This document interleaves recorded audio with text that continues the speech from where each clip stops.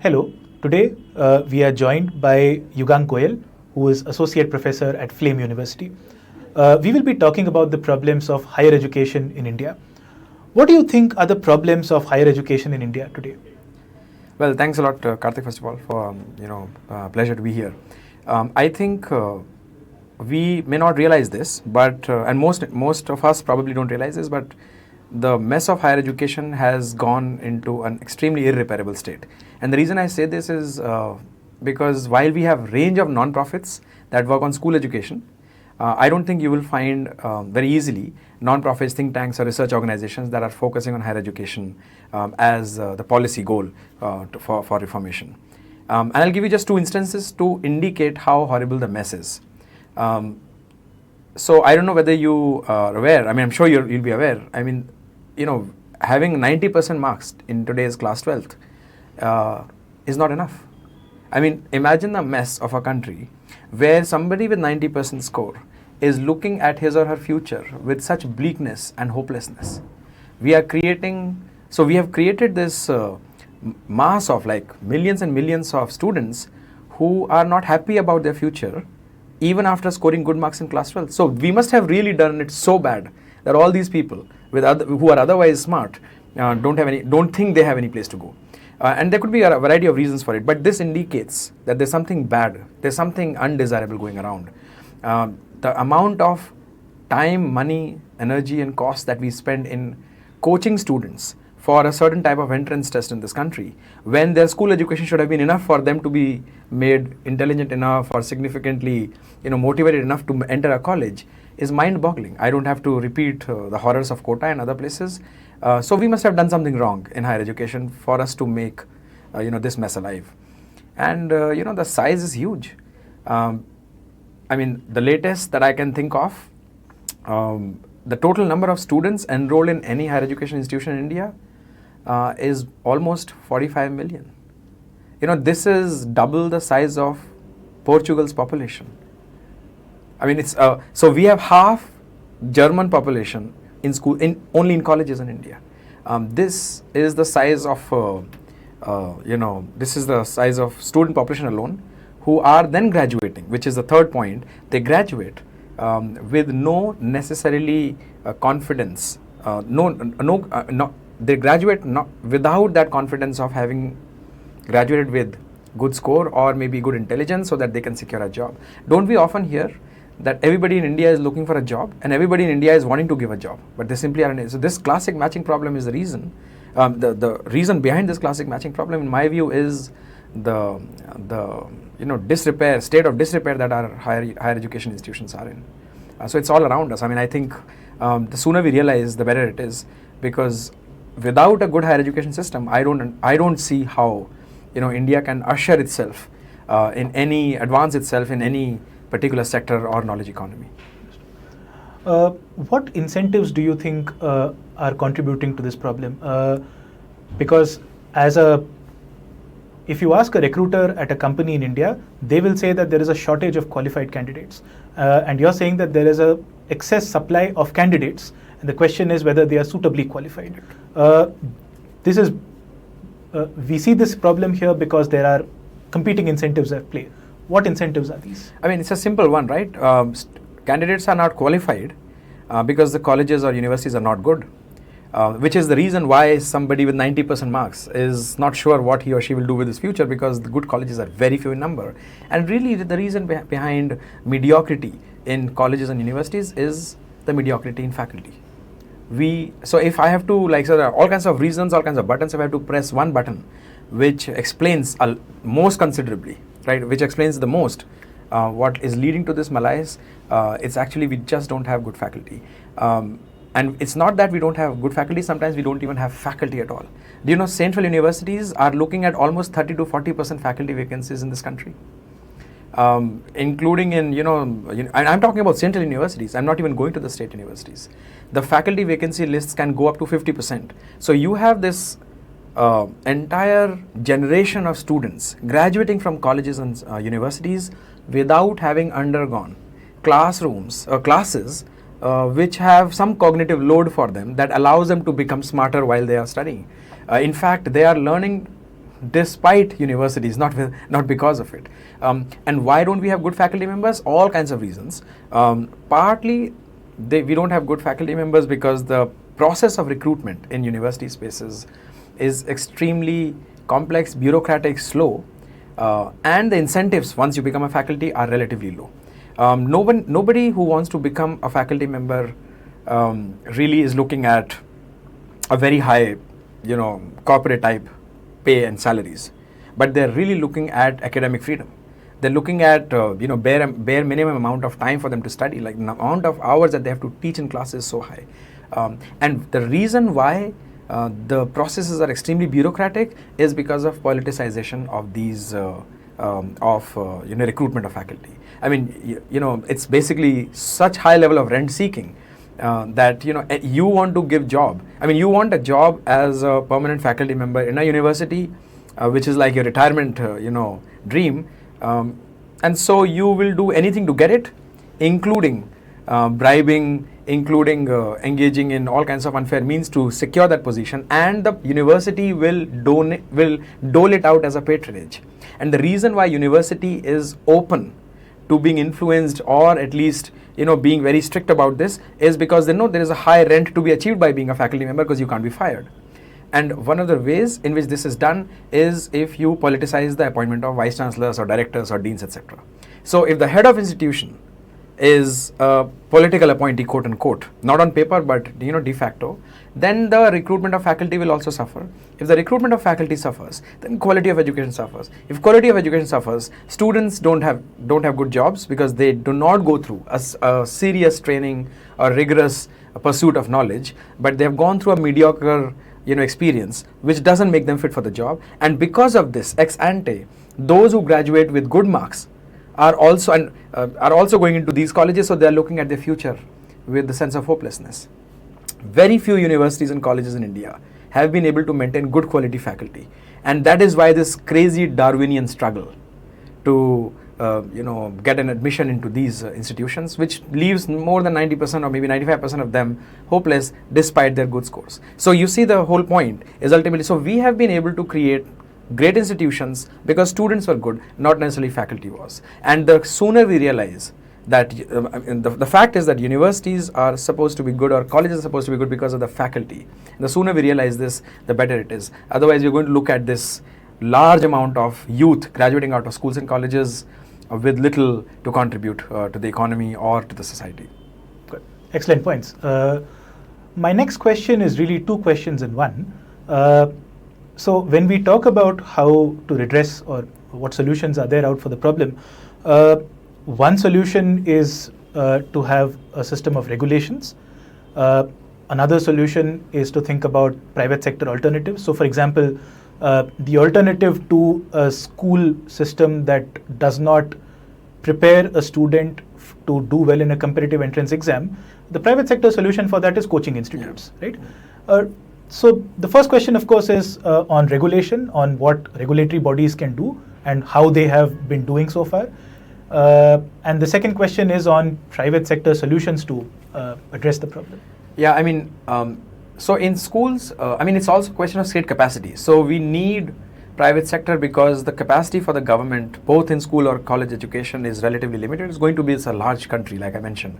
But the interesting thing is, while in school education space, private schools have been able to engage, have been able to engage and contribute towards creating a whole generation of students sort of fit for college or even otherwise. The same is not true in university education. Most private universities are actually, and by the way, we have, I think, recently reached a stage where there are almost the same or more students studying in private colleges and universities compared to public. This number was in favor of the public sector a few years ago, but now this has changed. So which means private universities and colleges are now significantly contributing to at least offer higher education, however mediocre it is. And the interesting thing is about the mediocrity. Despite that, most of them are offering very, very mediocre quality of education. So a private school could be considered a good place to go to, but not a private university. And the rush for government institutions are very high. So typically the question that comes to our mind is, Well, first of all, if the private universities are coming, that means the government has indeed deregulated higher education. So I'll come to that regulation point in a minute. But the point whether regulation is good or bad in higher education or not. But by and large, we know that privatization has already sort of entered, and in a big way. The reason why I think private universities are not able to contribute to the knowledge economy in the same way that government institutions are is because they are, even though on paper, not for profit, the founders and the owners are often those people who depend on the university for their own survival. Unlike a private company where your bottom line or the top line is the biggest motivator, in a university we are not sure what it is, at least for these institutions. So if the university thinks, or a private university owners or founders think that the bottom line or the top line is what they should aim at, they will try to cut costs. So they will anyway recruit mediocre quality of faculty members. The students will probably be paying less fees, but you will have large number of students, and so overall your top line will be very big. And so you will earn huge amount of money because you have set up the university only to earn profits. I mean, in India, politicians own colleges often, which basically means the moment you have a situation where colleges and universities become profit oriented, the impact is going to be on the quality. So they become extremely useless. In fact, I often tell people the best way to decide whether this private university is offering good quality higher education or not is to just see if the founder has something else to do or not. So for instance, Tata Institute of Social Sciences, or for that matter, my own institution, Flame, Ashoka, Jindal, Azim Premji, Kriya, all of these young elite private universities that have emerged, the founders are extremely high net worth individuals who are busy in some other business which is large enough for them not to worry about the university, so that they can allow academic freedom to flourish in these universities, are the ones that are doing good. But all universities, which I will not name, where the founders are actually dependent on the university for their survival or for their own personal growth, financial growth, those universities will not do well. So this is the answer to why private universities are not going to. So in other words, therefore, I think what is needed is private institutions where the founders are not interested in earning money from the university, and that on paper everybody will say yes, but in reality it is only reflected through what they really do. Okay, so this is part one. Part two is about the regulation. So I think despite the privatization bit, higher education is overly regulated sector in this country. You have universities, you have colleges, you have affiliated colleges, you have different types of categories in which these colleges fall, and you have different types of categories in which regulators fall. I mean, UGC is just one, then you have AICTE, then you have Bar Council regulating law schools, you have another council regulating nursing schools, physiotherapy schools, medical council for medical schools. The range of regulatory bodies that we have in higher education is extremely high. Now, you might say that of course, law is supposed to be decided by some other body, and UGC should be taking care of something else, which is fine, but their regulation, what it does is it stifles the original thinking and progress, flourishing of original thinking in a university, because you really cannot do anything that you want even in a university, because the regulator has said so. Now at some level that is important, because you don't want a situation where the careers of young people is squandered with because the university is not serious about it. But this, what it does is it stifles the growth or emergence of otherwise good universities with good intentions or colleges with good intentions. So surely there could be so many entrepreneurs who are thinking of setting up something because they really want to make a mark, but they're not able to do it because of the stifling regulation. In fact, Indian School of Business, therefore, is not a university, nor is it a college. Similarly, Indian School of Public Policy and many other such examples, because they think that government in stifling, government in their regulation stifles the original thinking and creative freedom of universities. So I think it is overly regulated, but I don't think it is the case. So this is a paradox. It's overly regulated.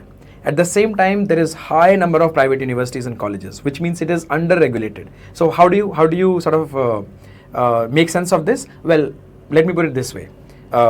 Those who can get around the laws, they are allowed to get around, but the well-meanings will be feeling stifled, which means you can have over-regulation and under-regulation coexist, which is the case here, as long as you are able to navigate your system through the bureaucracy, you will be able to do whatever you want.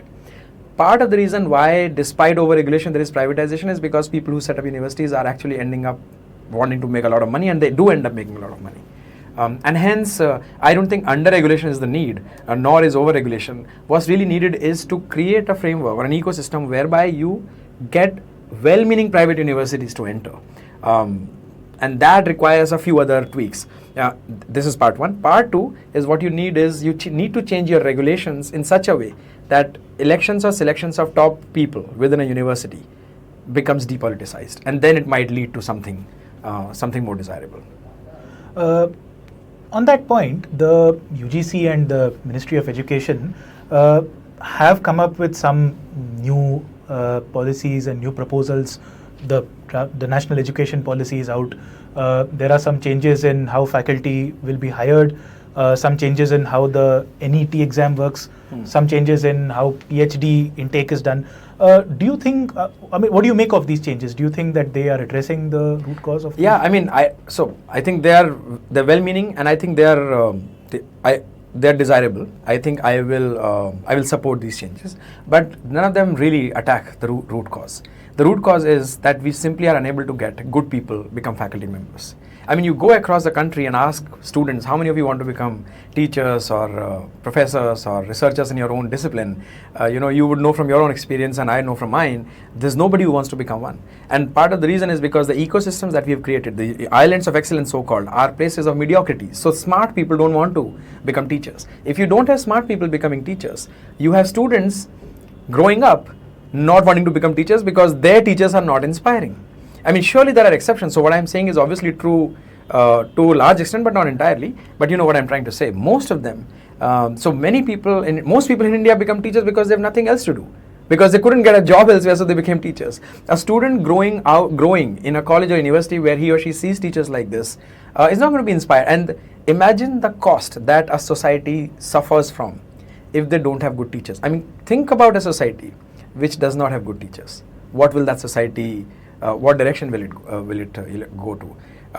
In fact, what government is doing is fairly like I'll support it, like I said, but that's not really hitting the root cause. The root cause is, so if you were to ask me what kind of not a legislative change, but what kind of institutional changes could be potentially required, I would say the leader or the head of the institution, that person has to be elected or selected in a manner that politics is outside the conversation. One of the reasons why the head of the institution is often elected in the public institutions, why politics enters, is because there are large scale contracts, public procurement contracts within the university, right? If you have to buy furniture or this makes politics. So this makes the place susceptible to politics. So if you can make the leader, so selection and election of the leader is probably one bit of it. The second, which is connected, is perhaps we should get alumni of the colleges to sit on the board of selection panels, because they have all the incentives aligned to get the best guy to run the institution, because their own college name is going to be affiliated or associated with somebody or some good work that is happening. And I think what the government also needs to do is that they need to recognize that universities and colleges are powerful engines of local economy. So while we know that there are benefits of higher education in the long run, employment and skills and so on and so forth, creative thinking, but there are also direct benefits, which is not just externality. Outside a good higher education institution, a large higher education institution, there is a whole economy that kind of changes. And so maybe we should create those economies by creating university towns in India, or make them flourish, enable them more, so that there is another added advantage which happens. When this happens, hopefully there are more and more smart people who want to become faculty members there, and which attracts more and more smart people to join these colleges. And we kind of at least suppress this Darwinian struggle to join some handful of good colleges in this country, which is such a tragedy. Thank you so much for speaking with us today. These were some excellent points. Thank you. Thanks so much, Karthik.